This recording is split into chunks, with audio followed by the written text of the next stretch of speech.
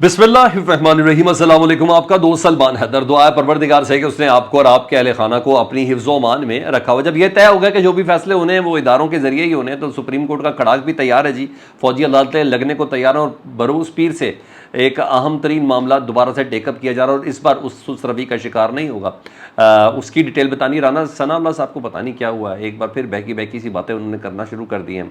25 रमज़ान इमरान खान साहब की रिहाई का दिन, या ये बहुत बड़ा एक दावा आया सामने, और दावा उसने किया जो आमतौर पर दावे करता नहीं है। उसकी कुछ डिटेल्स बतानी है। शहबाज शरीफ साहब की ज़ाहिर बात, जिस तरह शहबाज शरीफ साहब की खिदमत जारी हैं तो उनको सलामियाँ मिलने का सिलसिला भी जारी है।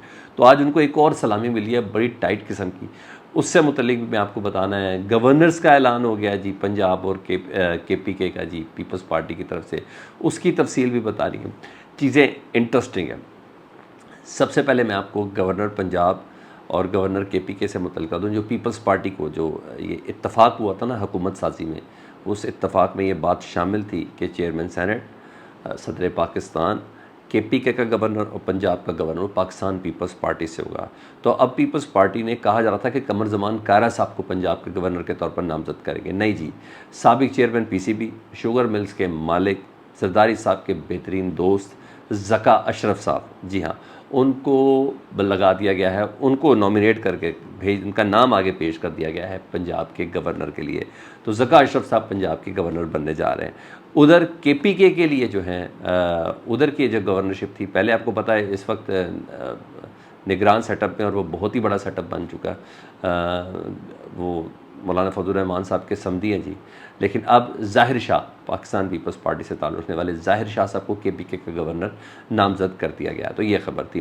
दूसरा, पंजाब असम्बली में ना कायदे हिज़्ब इख्तिलाफ़ कह लें या आप ये कह लें कि कायदे अमान कह लें, या जो मर्ज़ी कह लें, सुन्नी इत्तेहाद कौंसिल के ना उनके सरबराह ने ना चैलेंज किया है कि जब से मरियम बीबी आई हैं उन्होंने 52 मनसूबों का इफ्तिताह किया है।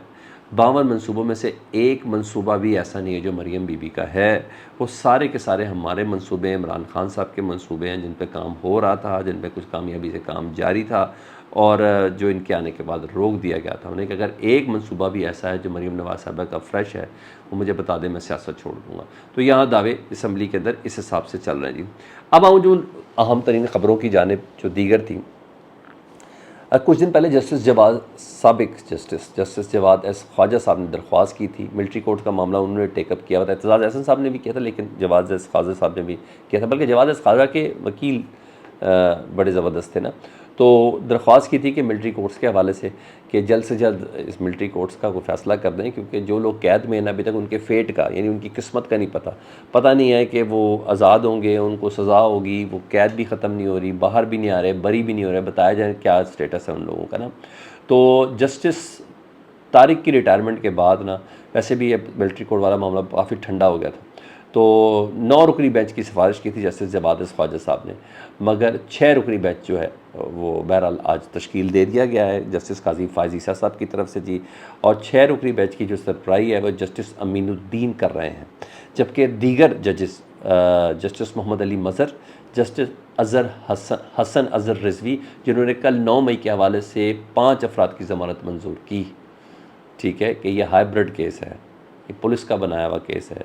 पंजाब का स्पेशल ब्रांच का कांस्टेबल पिंडी के वाक़े का नोटिस कैसे ले सकता है, लाहौर में जो नौकरी कर रहा है उसकी गवाही कैसे हो सकती है, और वो CCTV फुटेज भी नहीं, और फ़लाना ये तमाम चीज़ें। तो उसके साथ जस्टिस हसन अज़हर रिजवी साहब है, जस्टिस शाहिद वहीद, मुसर्रत हिलाली और इरफान सादत साहब जस्टिस, वो शामिल हैं जी।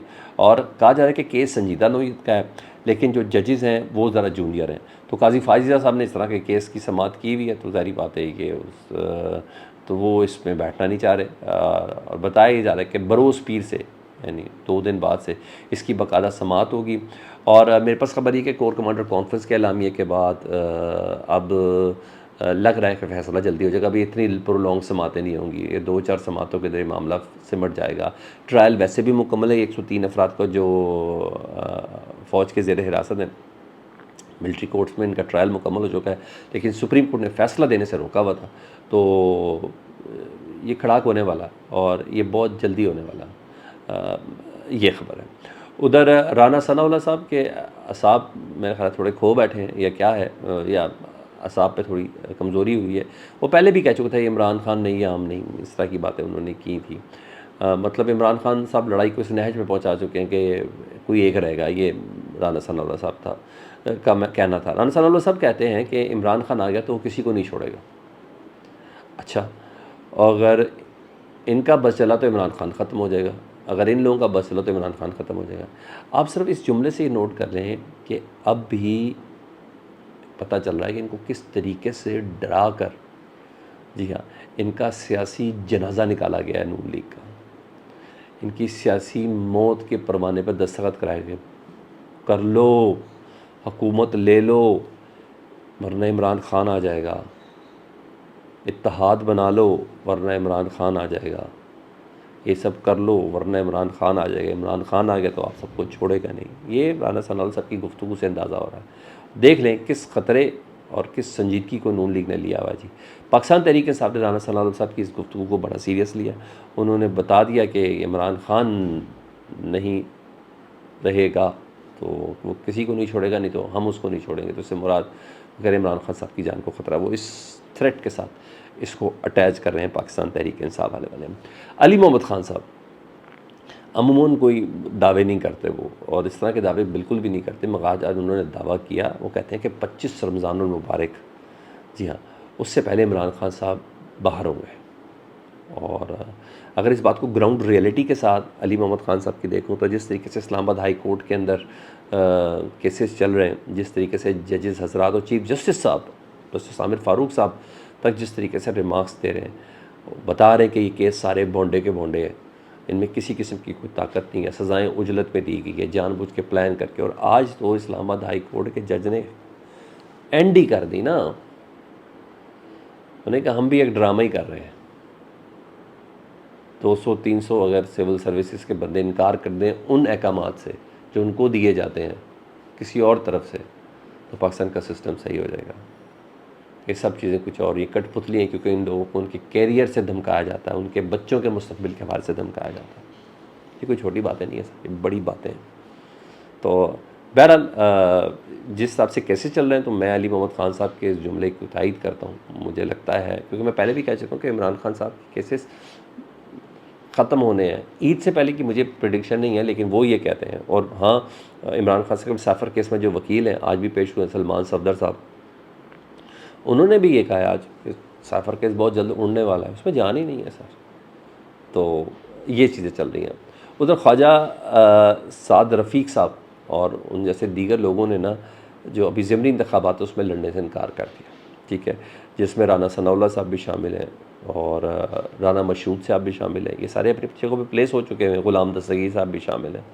خواجہ سعد رفیق صاحب سے متعلق یہ ہے کہ شہباز شریف صاحب نے ان سے ذاتی ریکویسٹ کیا ہے اور ان سے ریکویسٹ کی ہے کہ آپ نا ذرا ریلوے کو سنبھال لیں. اب وہ الیکشن نہیں لڑنا چاہ رہے، تو اسپیشل مشیر کے طور پر وہ یہ چارج سنبھال رہے ہیں. جی، بلکہ میرے پاس یہ خبر ہے کہ انہوں نے ریلوے کے سے متعلق اجلاسوں کی میں اٹینڈ کرنا بھی شروع کر دیے ہیں.